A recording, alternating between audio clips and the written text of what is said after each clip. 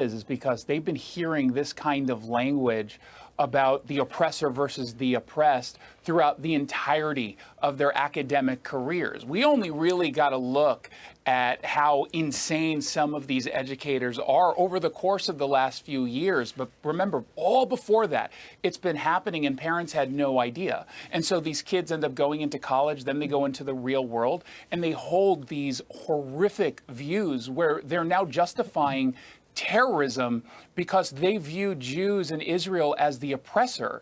It is sick and twisted, but what's especially depressing and frankly alarming, these folks will become the next generation of lawmakers. So what does that mean for our relationship with Israel? Oh, they've already matriculated, Kanta, and they are working in government. They're working in corporations. But these anti-Semitic and anti-American haters of Jews, haters of freedom, fawning admirers of terrorists and everything horrific that generations before us fought against, they thought they were kind of on track to change the course of this country quietly, until Hamas massacred the innocent. And then it broke open. And it's for all of us to see. And now we can honestly fight this hate. Exactly. It's so important to remember that October 7th, Hamas committed genocide on the Jewish people, genocide on the Israeli people. What you're seeing now in the United States, this horrendous legitimacy given to rampant anti-Semitism, is the marriage of the celebration of victimhood by ultra-left progressive politics and radical Islam. We're hearing now that on TikTok, bin Laden's letter is being glorified.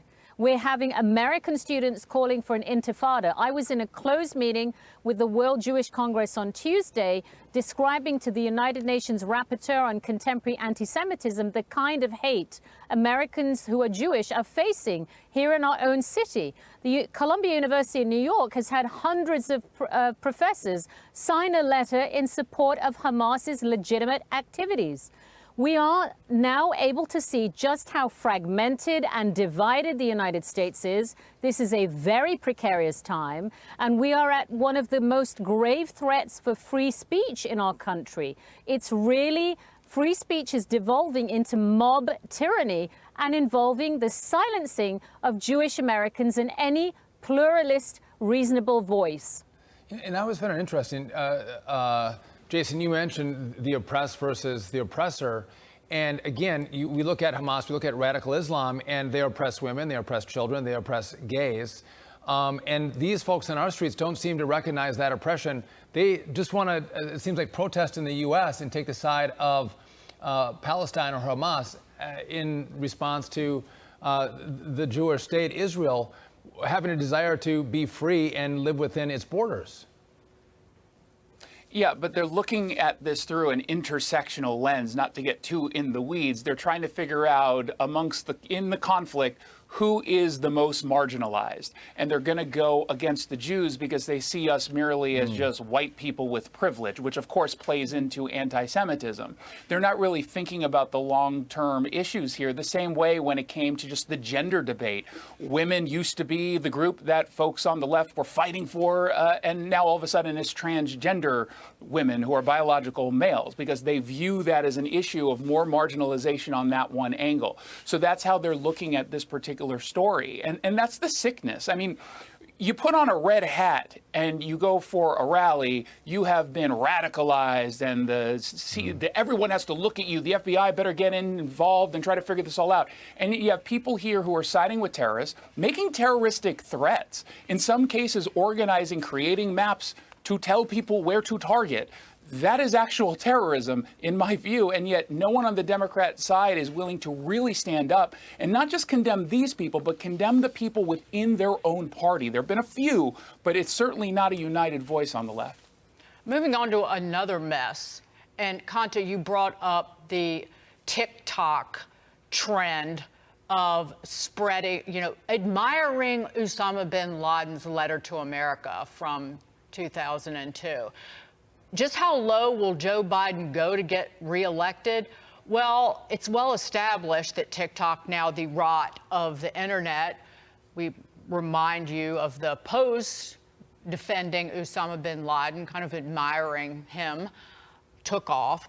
And TikTok is now removing the post, saying it clearly violates their rule, blah, blah, blah. They want to say it's not a them issue. It appeared across multiple platforms. We say, shove that where the sun doesn't shine. We're over their excuses. The danger from this app is and has been clearly very real and present.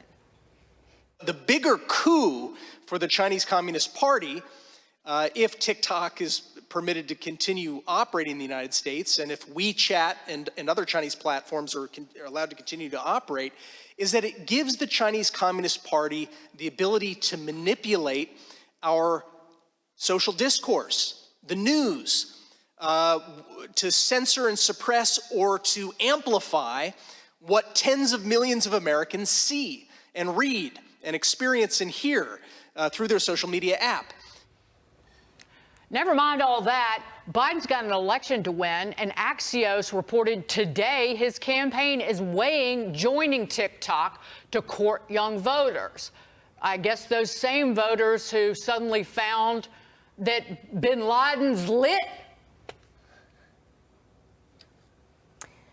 I mean, I think it would be inevitable that the campaigns are going to engage with TikTok because so many of those aged 18 to 24 are on these platforms already. And in fact, not just TikTok, this is part of our challenge. We are in an era of mass information and mass ignorance. People consume information in 90-second vignettes, and there goes any complexity. These protests that we're seeing in the United States are because of an inability to speak, to have dialogue. It's turning into violence, and a platform like TikTok is a component of that.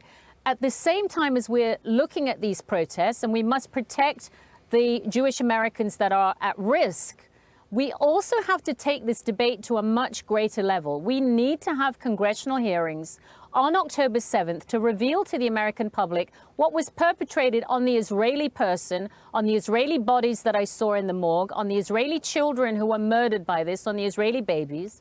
And we also need, even though we're not party to the court, we need to support French lawyer Francois Zimeray bringing international arrest warrants at the International Criminal Court against Hamas, who are international criminals. So we can feed attention to these protests through our mainstream media and through our social media, but we have work to do in our real halls of power, and there is nowhere better to do that than in the United States. You know, Jason, just real quick, I believe at the status, those who are under 30, more than 30% of them get their news from TikTok, which means they're getting their news feed from China. And so Joe Biden, instead of